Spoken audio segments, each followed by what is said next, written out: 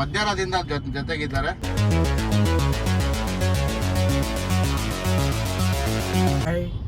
ये एक जेल है।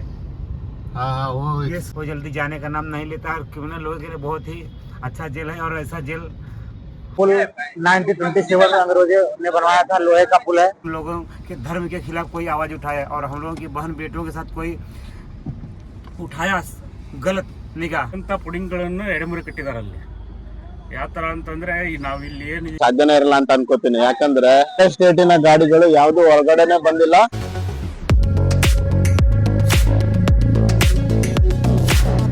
ये ब्रिज में बहुत आत्महत्या होती है. ये पुल ಮಾಡೋಕ್ಕೋಸ್ಕರ ಇಲ್ಲೆಲ್ಲ ಒಳಗಡೆ ಬಿಡ್ತಾ ಇಲ್ಲ. ಸೊ ಇಟ್ಸ್ ಲಕ್ಕಿ ಇವ್ರ ಸಹಾಯದಿಂದ ನಾವ್ ಇಲ್ಲಿವರೆಗೂ ಬಂದಿದ್ದೀವಿ. ನೀವು ನನ್ನ ಹಿಂದೆ ನೋಡ್ತಿರೋ bridge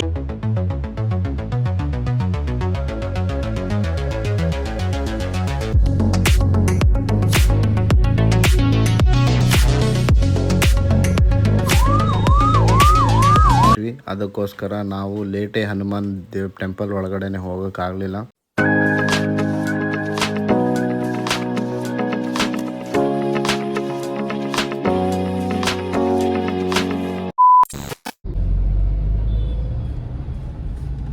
hello, so welcome back to our channel.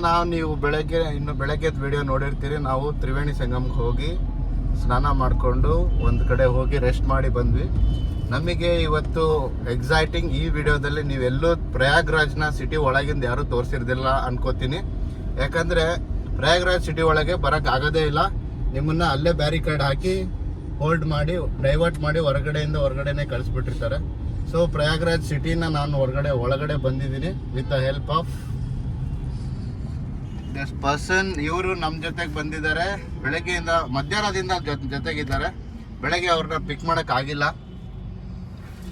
So ಅವ್ರ ಹೆಲ್ಪಿಂದ ಪ್ರಯಾಗ್ರಾಜ್ ಸಿಟಿ ಒಳಗಡೆ ಬಂದಿದ್ದೀವಿ.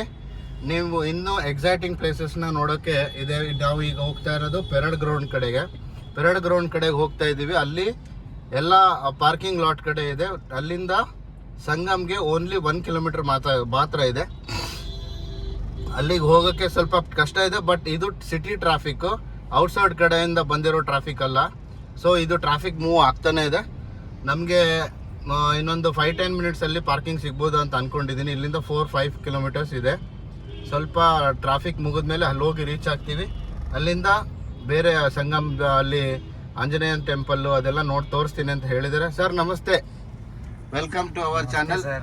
आपका नाम, आपका थोड़ा इंट्रोडक्शन करवा दीजिए. मेरा नाम है धर्मेंद्र कुमार. आप कहाँ रहते हैं? और मेरा सिटी है प्रयागराज. आपका हेल्प कर सकते हैं हमारा व्यूवर्स को? बिल्कुल कर सकते हैं. आपका नंबर भी लगा दे ವಿಡಿಯೋ में. लगा दीजिए. ಓಕೆ, ನೋಡಿ ಫ್ರೆಂಡ್ಸ್, ಅವರು ನಮಗೆ ತುಂಬ ಬೇರೆ ಅಂದರೆ ಒಬ್ಬರು ಕರ್ನಾಟಕದವರು ನಾವು ಟ್ರಾವೆಲಿಂಗ್ ಬರಬೇಕಾದ್ರೆ ಒಬ್ಬರು ಸಿಕ್ಕರು. ಅವರು ನಮಗೆ ಈ ಇವ್ರ ನಂಬರ್ ಕೊಟ್ಟರು. ಇವ್ರು ತುಂಬ ಹೆಲ್ಪ್ ಮಾಡಿದರು ಅಂತ ಹೇಳಿದರು. ಹಾಗೆ ನಮಗೂ ಹೆಲ್ಪ್ ಮಾಡ್ತಾ ಇದ್ದಾರೆ. ಇವ್ರ ನಂಬರ್ ಕೂಡ ಹಾಕಿರ್ತೀನಿ ನಾನು ಡಿಸ್ಪ್ಲೇನಲ್ಲಿ. ನಿಮಗೂ ಹೆಲ್ಪ್ ಮಾಡ್ಬೋದು ಪ್ರಯಾಗ್ರಾಜ್ ಬಂದರೆ ಅಂತ ಅನ್ಕೋತೀನಿ. ಇವತ್ತು ಡೇಟ್ ಬಂದುಬಿಟ್ಟು 21st ಈವ್ನಿಂಗ್ ಪ್ರಯಾಗ್ರಾಜ್ ಸಿಟಿ ನೋಡ್ಬೋದು. ಹಾಗೆ ಮುಂದೆನೂ ತೋರಿಸ್ತಾ ಹೋಗ್ತೀನಿ ನಿಮಗೆ. ಬನ್ನಿ ಹೋಗೋಣ, ಮುಂದೆ ಏನಾಗುತ್ತೆ ಅಂತ ನೋಡೋಣ. मॉल देखना है तो सिविल लाइन में देखिए.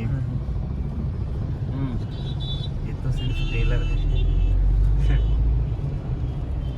फिर देखिए इधर का नज़ारा अलग है. आप देखिए, आपको वहाँ जब सरवा मोड़ डाके तभी आपको लग रहा है कि अरेल घाट से और इस घाट में जमीन और आसमान का अंतर है. नहीं लग रहा है. ಪ್ರಯಾಗರಾಜ್ ಅಂದ ತಕ್ಷಣ ನಾವು ಬರೀ ಘಾಟ್ಗಳು ತ್ರಿವೇಣಿ ಸಂಗಮ ಅಂತ ಅಂದ್ಕೊಂಡಿರ್ತೀವಿ ಅಷ್ಟೇ. ಬಟ್ ಸಿಟಿ ನೋಡ್ರಿ ಎಷ್ಟು ಚೆನ್ನಾಗಿದೆ. ಮಾಲು ಎಲ್ಲ ಸಕ್ಕತ್ತಾಗಿದೆ ಸಿಟಿ ಮಾತ್ರ. ಬಟ್ ಯಾರು ಇಲ್ಲೆಲ್ಲ ಒಳಗೆ ಬರೋಕ್ಕೆ ಬಿಡೋದಿಲ್ಲ.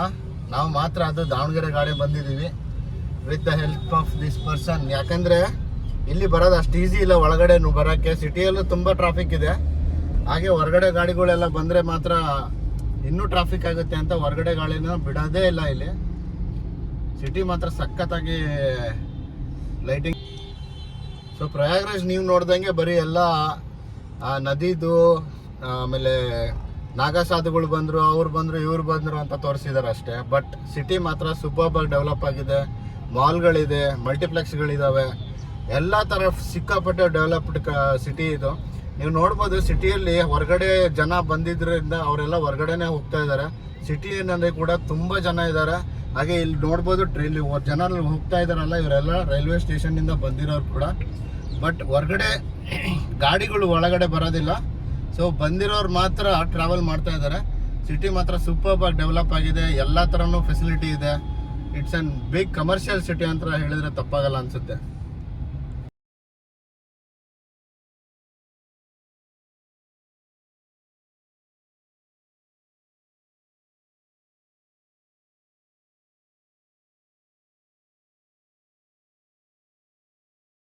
गांव का एक्सप्लेन कर सकते हैं ये क्या है?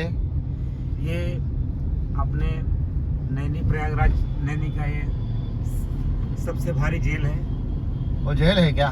हाँ, ये सेंट्रल जेल है। सेंट्रल जेल, हाँ हाँ। हाँ, और बहुत ही खूबसूरत नज़ारा है, देखिए। और कोई ये नहीं कह सकता है कि ये एक जेल है। हाँ वो ये स्वर्ग के जैसे दिखाई दे रहा है। और तो ये स्वर्ग दिखाई दे रहा है, लेकिन अंदर एक क्रिमिनल और लोगों के लिए है, जो बहुत ही दर्दनाक जेल है ये। तो हम तो यही कहेंगे कि जो यहाँ पर आ जाता है वो जल्दी जाने का नाम नहीं लेता है। क्रिमिनल लोगों के लिए बहुत ही अच्छा जेल है, और ऐसा जेल हर जगह होना चाहिए। ಅವ್ರು ಹೇಳಿದ್ರು ಈ ಜೈಲ್ ಇಲ್ಲಿ ನೀವು ನೋಡ್ತಾ ಇದ್ರಲ್ಲ ಅದೆಲ್ಲ ಶಿವಂದು ಎಲ್ಲ ಪೇಂಟಿಂಗ್ ಮಾಡಿದ್ದಾರೆ. ಬಟ್ ಆ ಪೇಂಟಿಂಗ್ ಮಾಡಿರೋದು ನಮಗೆ ಎಲ್ಲ ಸಖತ್ತಾಗಿ ಕಾಣಿಸ್ತಿದೆ, ತುಂಬ ಚೆನ್ನಾಗಿ ಕಾಣಿಸ್ತಿದೆ. ಅದು ದೇವ್ರದ್ದು ಬ್ಯಾಕ್ಗ್ರೌಂಡ್ ಥರ ಕಾಣಿಸ್ತಿದೆ. ಬಟ್ ಒಳಗಿರೋದೆಲ್ಲ ಕ್ರಿಮಿನಲ್ಸ್. ಅದು ಯಾಕಂದರೆ ಅದು ಸೆಂಟ್ರಲ್ ಜೈಲ್ ಅಂತೆ. ಈಗ ನೋಡಿದ್ರಲ್ಲ ಆ ವಾಲು. ಸೊ ನನಗಂತೂ ಸೂಪರ್ಬಾಗಿ ಲಕ್ಕಿ ಅಂತ ಅನ್ನಿಸ್ತಿದೆ. ಯಾಕಂದರೆ ಇಲ್ಲಿ ಯಾವುದೇ ಅದರ್ ಸ್ಟೇಟಿನ ಗಾಡಿಗಳು ಕಾಣಿಸ್ತಿಲ್ಲ. 55 ಕೋಟಿಗಳ ಜನ ಬಂದಿದ್ದಾರಂತೆ. ಬಟ್ 55 ಕೋಟಿ ಜನದಲ್ಲಿ ನಾವು ಮಾತ್ರ ಸ್ಪೆಷಲ್ ಅಂತ ಅನ್ನಿಸ್ತಿದೆ. ಯಾಕಂದರೆ ಇಲ್ಲಿ ಸಿಟಿ ಒಳಗೆ ಯಾರೂ ಬಂದಿಲ್ಲ.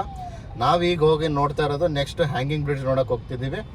ಹ್ಯಾಂಗಿಂಗ್ ಬ್ರಿಡ್ಜ್ ಹೆಂಗಿದೆ, ಸಕ್ಕತ್ತಾಗಿ ಲೈಟಿಂಗ್ ಎಲ್ಲ ಮಾಡಿದಾರಂತೆ. ಅದು ನೋಡೋಕೆ ಹೋಗೋಣ ನೆಕ್ಸ್ಟ್. जो गुंडा है यहाँ के यूपी के, उन लोगों की यहाँ पे आके हस्ती मिट गई। तो अब वो वक्त आप लोग देखिए, हमारा सभी भारतवासियों से यही कहना है कि आप लोग ये देखिए कि हम लोग अलग नहीं हैं। हम जितने भी हिंदू हैं हम अलग नहीं हैं।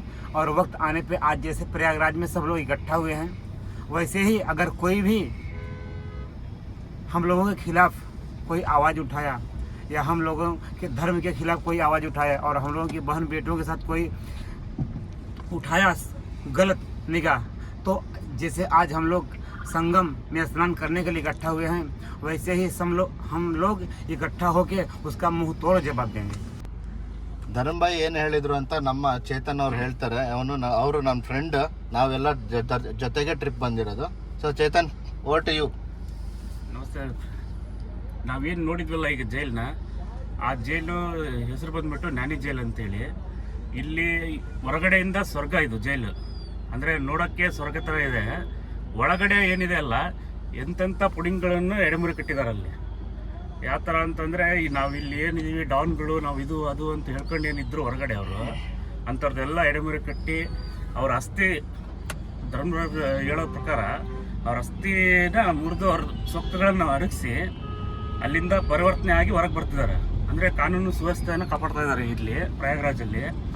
ಯಾವ ರೀತಿ ಇದೆ ಅಂತಂದರೆ ಎಲ್ಲ ಒಂದೇ, ಯಾರು ಧರ್ಮದ ವಿರುದ್ಧ ಆಗಲಿ, ಧರ್ಮದ ಇದು ಮಾನವೀಯತೆ ವಿರುದ್ಧವಾಗಿ ಯಾರೂ ಹೋಗಬಾರ್ದು. ಕಾನೂನು ಏನಿದೆ, ಕಾನೂನು ಸುವ್ಯವಸ್ಥೆಯನ್ನು ಕಾಪಾಡಬೇಕು. ಅದರದ ಮೇನ್ ಪಾಠ ಇಲ್ಲಿ ನಡೀತಾ ಇದೆ. ಅದಕ್ಕೆ ಹೊರಗಡೆ ಸ್ವರ್ಗದ ಥರ ತೋರಿಸ್ತಾ ಇದ್ದಾರೆ. ಅಂದರೆ ಒಳಗಡೆ ಹೋಗಿ ಹೊರಗಡೆ ಪರಿವರ್ತನೆ ಆಗಿ ಬರಬೇಕು. ಯಾವುದೇ ಎಂಥ ಪುಡಿಂಗ್ ಆದ್ರೂ ಆ ಥರ ಆಗ್ತಿದೆ. ಆಮೇಲೆ ಇವ್ರು ಹೇಳೋ ಪ್ರಕಾರ ಈಗ ನಾವು ಪ್ರಯಾಗರಾಜಲ್ಲಿ ಕೋಟಿಗಟ್ಟಲೆ ಜನ ಸೇರ್ಕೊಂಡ್ವಿ ಹಿಂದೂಗಳು, ಯಾವುದಕ್ಕೆ ಒಂದು ಹೋಲಿ ಡಿಪ್ ಅಂದರೆ ಪುಣ್ಯ ಸ್ನಾನಕ್ಕೋಸ್ಕರ ಏನು ಒಗ್ಗಟ್ಟಾಗಿದ್ದೀವಿ. ಇದೇ ಒಗ್ಗಟ್ಟು ಏನೇ ಆಗಲಿ, ಏನು ನಮ್ಮ ಬಗ್ಗೆ ಮಾತಾಡ್ತಿದ್ದಾರೆ, ಧರ್ಮದ ವಿರುದ್ಧ ಬಗ್ಗೆ ಆಯಿತು, ಹಿಂದೂಗಳ ಬಗ್ಗೆ ಆಯಿತು, ಏನು ಮಾತಾಡ್ತಾ ಇದ್ದಾರೆ, ಅದು ಅವ್ರ ಬಾಯಿ ಮುಚ್ಚಕ್ಕೂ ನಾವು ಒಗ್ಗಟ್ಟಾಗ್ತೀವಿ ಅನ್ನೋದನ್ನ ತೋರಿಸ್ಕೊಡ್ತೀವಿ ನಾವು ಹಿಂದೂಗಳು. ಜೈ ಪ್ರಯಾಗರಾಜ್, ಹರ ಹರ ಮಹಾದೇವ್. ಹರ ಹರ ಮಹಾದೇವ್, ಜೈ ಪ್ರಯಾಗರಾಜ್. ಇದು ಶ್ಯಾಮ್ ಪ್ರಸಾದ್ ಮುಖರ್ಜಿ ಅನ್ನೋ ಒಂದು ಬ್ರಿಡ್ಜ್ ಸೇತು ಇದು. ಈ ಬ್ರಿಡ್ಜ್ ಇದು ಹ್ಯಾಂಗಿಂಗ್ ಬ್ರಿಡ್ಜ್. ಇದನ್ನ ಈ ಸಿಕ್ಕಾಪಟ್ಟ ಸಕ್ಕದಾಗಿ ಇದನ್ನ ಕಲರಿಂಗ್ ಆಗಿ ಲೈಟಿಂಗ್ ಆಗಿ ಮಾಡಿದ್ದಾರೆ. ಈ ವಿಡಿಯೋನ ನಿಮ್ಗೆ ಎಲ್ಲೂ ಯಾವ ಯೂಟ್ಯೂಬ್ ಚಾನಲ್ ಅಲ್ಲೂ ನೋಡಕ್ ಸಾಧ್ಯನೇ ಇರಲ್ಲ ಅಂತ ಅನ್ಕೋತೀನಿ. ಯಾಕಂದ್ರೆ ಸ್ಟೇಟಿನ ಗಾಡಿಗಳು ಯಾವ್ದು ಹೊರಗಡೆನೆ ಬಂದಿಲ್ಲ, ಹಾಗೆ ನಮ್ ಗಾಡಿ ಮಾತ್ರ ಬಂದಿರೋದು, ಹಾಗೆ ನಾವು ಮಾತ್ರ ಬಂದಿರೋದು. ಸೊ ಈ ವಿಡಿಯೋನ ಸಖತ್ತಾಗಿ ಎಂಜಾಯ್ ಮಾಡಿ. ಬ್ರಿಡ್ಜ್ ನ ಫುಲ್ ಫಸ್ಟ್ ಇಂದ ಎಂಡ್ ವರ್ಗು ಎವ್ರಿ ವಿಡಿಯೋನ ಎವ್ರಿ ಸ್ಟೆಪ್ ನ ಗಾಡಿಲಿ ಹೋಗ್ತಾ ಹಾಗೇನೆ ಎಲ್ಲಾದ್ರೂ ತೋರಿಸಿರ್ತೀನಿ. ಹಾಗೆ ಸಬ್ಸ್ಕ್ರೈಬ್ ಮಾಡೋದ್ ಮರಿಬೇಡಿ. ಇದ್ರ ಬಗ್ಗೆ ಸ್ವಲ್ಪ ನಮ್ಮ ಇವರು ಕೂಡ ಮಾಹಿತಿ ಕೊಡಕ್ ಪ್ರಯತ್ನ ಪಡ್ತಾರೆ. सर ये कौन सा ब्रिज है? ये श्याम प्रसाद मुखर्जी सेतु। ये ब्रिज का कौन सा रिवर है यार? ये श्याम प्रसाद मुखर्जी सेतु है और इसके नीचे यमुना नदी है। यमुना नदी वो आगे और सेतु और उसके पीछे उनका अंग्रेजों द्वारा बनाया हुआ पुराना पुल है जो 1927 में बना था। वही है ना? हाँ वो ये पुल है जो बहुत ही पुराना पुल है। और पुल बोले तो ब्रिज है ना? हाँ ब्रिज हाँ बहुत ही पुराना ब्रिज है। और पुल बोले तो ब्रिज। हाँ वो ब्रिज का स्पेशलिटी क्या है? वो पुल 1927 में अंग्रेजों ने बनवाया था। लोहे का पुल है और नीचे ऊपर ट्रेन चलती है और नीचे गाड़ी चलती है। इसमें ऊपर ट्रेन चलती है, नीचे गाड़ी भी चलती है क्या? नीचे गाड़ी भी चलती है। ये बहुत ही सुंदर पुल है, अंग्रेजों द्वारा निर्माण कराया हुआ है। और ये हमारा श्यामा प्रसाद मुखर्जी सेतु है जो कि हमारे डॉक्टर मुरली मनोहर जोशी। सुना है ये ब्रिज में बहुत आत्महत्या होती है। हाँ ये पुल प्रेमी युगल लोगों ही यहाँ आत्महत्या कर लेते हैं, जाके यहाँ हादसे होते रहते हैं और लोगों को ऐसा करना नहीं चाहिए, नहीं तो अपने प्रयागराज का नाम खराब होता है। पुल का दृश्य बहुत ही सुंदर है और जो आज ये सुंदर लग रहा है वो शायद हम लोगों के जीवन में तो नहीं आएगा। श्यामा मुखर्जी सेतु ब्रिज को जो नहीं देख पाया तो मान लीजिए कि उसका दुर्भाग्य जो नहीं देख पाया। इतनी दूर से जो 2000 किलोमीटर 5000 4000 किलोमीटर चल के आया है, जो इस पुल के नजारे को नहीं देखा तो क्या देखा? ಅವ್ರು ಹೇಳ್ತಿರೋರು ಏನಂದ್ರೆ ತುಂಬಾ ದೂರದಿಂದ ತುಂಬಾ ಕಿಲೋಮೀಟರ್ ಟ್ರಾವೆಲ್ ಮಾಡಿ ಬರ್ತಾ ಇದಾರೆ. ಬಟ್ ಅವ್ರಿಗೆ ಇಲ್ಲಿ ಪೊಲೀಸ್ ಅವರು ಅಂದ್ರೆ ಇಲ್ಲಿ ಸೆಕ್ಯೂರಿಟಿಗೋಸ್ಕರ ಇಲ್ಲಿ ಸಿಕ್ಕಾಪಟ್ಟೆ ಕ್ರೌಡ್ ಇದೆ, ಅದನ್ನ ಕಂಟ್ರೋಲ್ ಮಾಡಕ್ಕೋಸ್ಕರ ಇಲ್ಲೆಲ್ಲ ಒಳಗಡೆ ಬಿಡ್ತಾ ಇಲ್ಲ. ಸೊ ಇಟ್ಸ್ ಲಕ್ಕಿ ಇವ್ರ ಸಹಾಯದಿಂದ ನಾವ್ ಇಲ್ಲಿವರೆಗೂ ಬಂದಿದ್ದೀವಿ. ನೀವು ನನ್ನ ಹಿಂದೆ ನೋಡ್ತಿರೋ ಬ್ರಿಡ್ಜ್ ಮಾತ್ರ ನಿಮ್ಗೆ ಎಷ್ಟು ಜಸ್ಟಿಫಿಕೇಶನ್ ಆಗ್ತಿದೆ ಗೊತ್ತಿಲ್ಲ. ಬಟ್ ನನಗಂತೂ ಈ ಬ್ರಿಡ್ಜ್ ಕಲರಿಂಗ್ ಚೇಂಜ್ ಆಗೋದನ್ನ ನೋಡಕ್ ಸಖತ್ತಾಗಿ ಮಜಾ ಬರ್ತಿದೆ. ಸೂಪರ್ ಆಗಿ ಕಾಣಿಸ್ತಾ ಇದೆ. ನಂಗಂತೂ ಇದು ಸ್ವರ್ಗನೇ ಅಂತ ಅನಿಸ್ತಾ ಇದೆ. ನಾನ್ ಬೆಳಗ್ಗೆ ಬಂದು ಸ್ನಾನ ಮಾಡಿ ಹೋದ್ಮೇಲೆ ಏನು ಅನ್ಸಿರ್ಲಿಲ್ಲ. ಬಟ್ ಇವ್ರ ಜೊತೆಗೆ ಇವ್ರ ಹೆಲ್ಪ್ ಇಂದ ನಾವು ಜೊತೆಗೆ ಬಂದ್ಮೇಲೆ ಸೂಪರ್ ಆಗಿ ಎಂಜಾಯ್ ಮಾಡ್ತಿದೀವಿ ನಾನು ನನ್ನ ಫ್ರೆಂಡ್ಸ್ ಎಲ್ಲ. ಹಾಗೆ ಆ ಬ್ರಿಡ್ಜ್ ಅಲ್ಲಿ ತೋರಿಸಿದ್ವಲ್ಲ ಆಗ್ಲೇ, ಆ ತರ ಬ್ರಿಡ್ಜ್ ಹೇಳಿದ್ರಲ್ಲ, ಆ ಬ್ರಿಡ್ಜ್ ಮೇಲ್ಗಡೆ ಟ್ರೈನ್ ಹೋಗುತ್ತೆ, ಅದ್ರ ಬ್ರಿಡ್ಜ್ ಕೆಳಗಡೆನೆ ಗಾಡಿ ಹೋಗೋದು. So that is the speciality of that bridge. ಈಗ ಈ ಶ್ಯಾಮ್ ಪ್ರಸಾದ್ ಮೂರ್ತಿ ಬ್ರಿಡ್ಜ್ ಇಂದ ನಾವು ನೆಕ್ಸ್ಟ್ ಮುಂದೆ ಹೋಗ್ತಿದೀವಿ. ಅಲ್ಲಿ ಪೆರಾಡ್ ಗ್ರೌಂಡ್ ಅಲ್ಲಿ ಕಾರ್ ಪಾರ್ಕ್.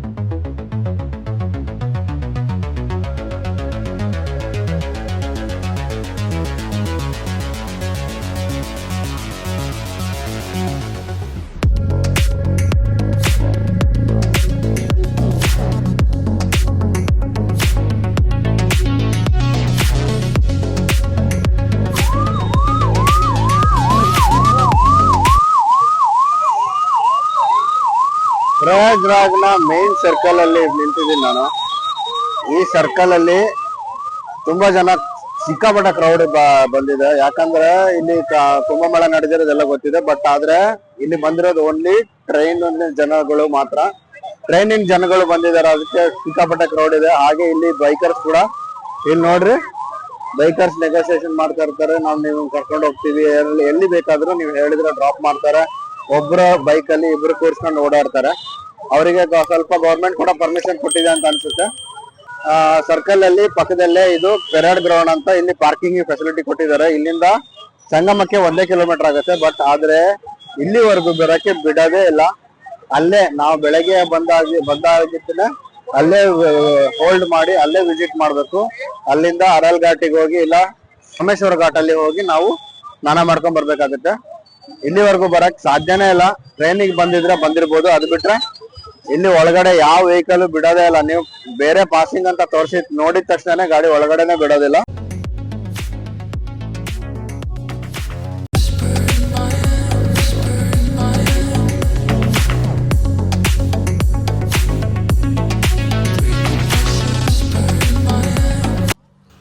ಅಲ್ಲಿಂದ ನೆಕ್ಸ್ಟ್ ಹೊರಟಿದ್ದೆ ಪಾರ್ಕಿಂಗ್ ಮಾಡಿ, ಪಾರ್ಕಿಂಗಿಂದ ಮುಂದೆ ಹೋದ್ರೇ ಅಲ್ಲಿ ತ್ರಿವೇಣಿ ಸಂಗಮಕ್ಕೆ ಹೋಗೋ ದಾರಿ ಇದೆ.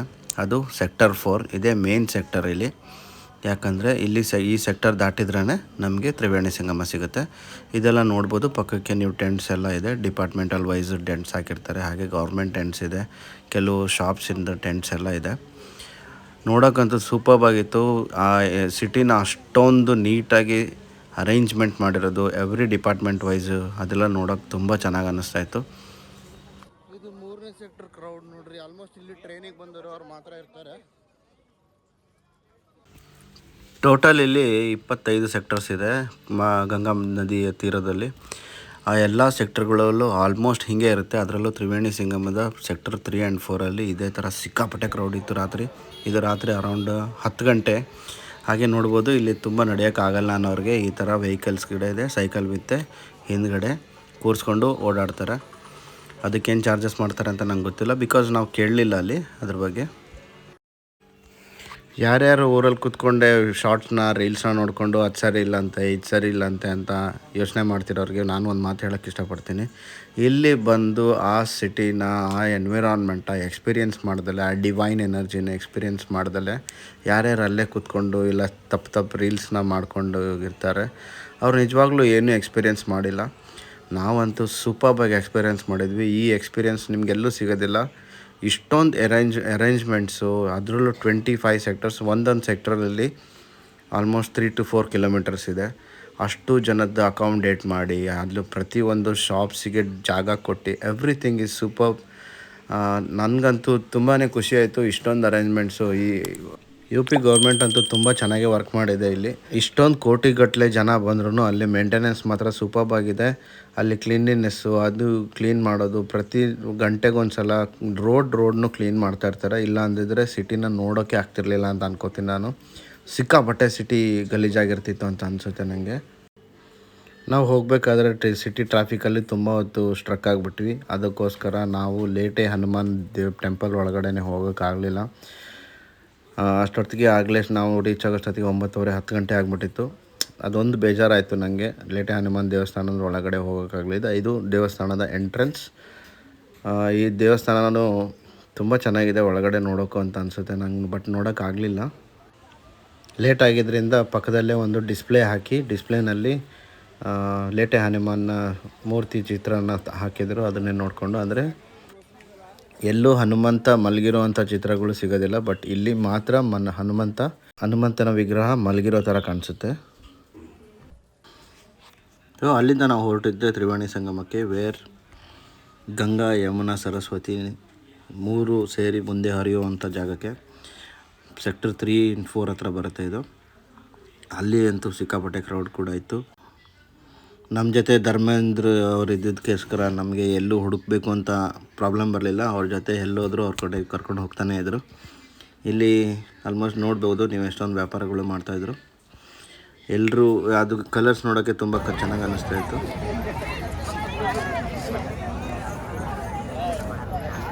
ಅಲ್ಲಿಂದ ತುಂಬ ಹೊತ್ತು ನೋಡ್ಕೊಂಡು ಹೋಗಿ ಕೊನೆಗೂ ನಾವು ತ್ರಿವೇಣಿ ಸಂಗಮಕ್ಕೆ ರೀಚ್ ಆದ್ವಿ. ಅದನ್ನು ನೋಡೋಕ್ಕೆ ತುಂಬ ಖುಷಿ ಅನ್ನಿಸ್ತಾಯಿತ್ತು. ಅವ್ರು ನೋಡಿ ಅಲ್ಲಿ ಒಂದು ಬ್ಯಾರಿಕೇಡ್ ಹಾಕಿದ್ದಾರೆ. ಆ ಬ್ಯಾರಿಕೇಡಿಂದ ಮುಂದೆ ಹೋಗೋಕ್ಕೆ ಬಿಡೋದಿಲ್ಲ. ಅದರ ಒಳಗಡೆನೇ ಸ್ನಾನ ಮಾಡಬೇಕಾಗಿತ್ತು. ಮುಳುಗಿ ಎದ್ದು ಬರ್ತಾಯಿದ್ರು. ಪ್ರತಿ ಸತನೂ ಅಲ್ಲಿ ಇದ್ದಿದ್ದು ವಾಲಂಟಿಯರ್ಸ್ ಆಗಿರ್ಬೋದು ಅಥವಾ ಡಿಪಾರ್ಟ್ಮೆಂಟಲ್ ಆಗಿರ್ಬೋದು, ಅವರೆಲ್ಲ ಪ್ರತಿಯೊಂದನ್ನು ಕ್ಲೀನ್ ಮಾಡ್ತಾನೇ ಇದ್ದರು. ಯಾರು ಹೇಳ್ದಂಗೆ ಅಲ್ಲಿ ಅಷ್ಟು ಗಲೀಜಾಗಿ ಏನು ಇರಲಿಲ್ಲ, ತುಂಬ ಚೆನ್ನಾಗಿ ಮೇಂಟೈನ್ ಮಾಡ್ತಿದ್ರು. ಸೊ ನಿಮಗೆ ಈ ವಿಡಿಯೋ ನೋಡಿ ಖುಷಿಯಾಗಿದೆ ಅಂತ ಅನಿಸುತ್ತೆ. ಪ್ರಯಾಗ್ರಾಜ್ ಸಿಟಿನ ಆದಷ್ಟು ನನಗಾದಷ್ಟು ತೋರ್ಸೋಕ್ಕೆ ಪ್ರಯತ್ನ ಪಟ್ಟೆ. ಇಲ್ಲಿ ಅವರು ಇವರು ಸಣ್ಣ ಪುಟ್ಟ ಡೋಂಗಿ ನಾಗಪ್ಪ ಸಾಧುಗಳು ಅಂತ ಇವ್ರ ಹತ್ರ ದುಡ್ಡಿಸ್ಕೊತಾಯಿದ್ರು. ಎಲ್ಲ ನೋಡಿ ಮುಗಿಸೋಷ್ಟೊತ್ತಿಗೆ 12:30 1 ಗಂಟೆ ಆಗಿತ್ತು. ಕೆಲವು ದೇವಸ್ಥಾನಗಳಿಗೆ ಹೋಗೋಕ್ಕಾಗಲಿಲ್ಲ. ಬಟ್ ಎನಿವೆ ನನಗಂತೂ ತುಂಬ ಖುಷಿಯಾಯಿತು ಪ್ರಯಾಗ್ರಾಜ್ ಸಿಟಿ ನೋಡಿ. ಹಾಗೆ ನೀವು ಹೋದರೆ ಅಲ್ಲಿ ಬರೀ ಡಿಪ್ ಮಾಡಿ ಅಥವಾ ಪುಣ್ಯ ಸ್ನಾನ ಮಾಡಿ ಬರೋದಷ್ಟೇ ಅಲ್ಲ, ಸಿಟಿನ ನೋಡಿ ತುಂಬ ಚೆನ್ನಾಗಿ ಡೆಕೋರೇಟ್ ಮಾಡಿದ್ದಾರೆ. ಪ್ರತಿಯೊಂದು ದೇವಸ್ಥಾನಕ್ಕೂ ಹೋಗೋಕ್ಕೆ ಪ್ರಯತ್ನ ಪಡಿ. ನನಗಾದಷ್ಟು ನಾನು ಹೋಗಿದ್ದೀನಿ. ಸೊ ಈ ವಿಡಿಯೋನ ಲೈಕ್ ಮಾಡಿ, ಶೇರ್ ಮಾಡಿ, ಕಮೆಂಟ್ ಮಾಡಿ. Thank you very much. ಇನ್ನೊಂದು ವಿಡಿಯೋದಲ್ಲಿ ಸಿಗೋಣ. ಬಾಯ್ ಬಾಯ್.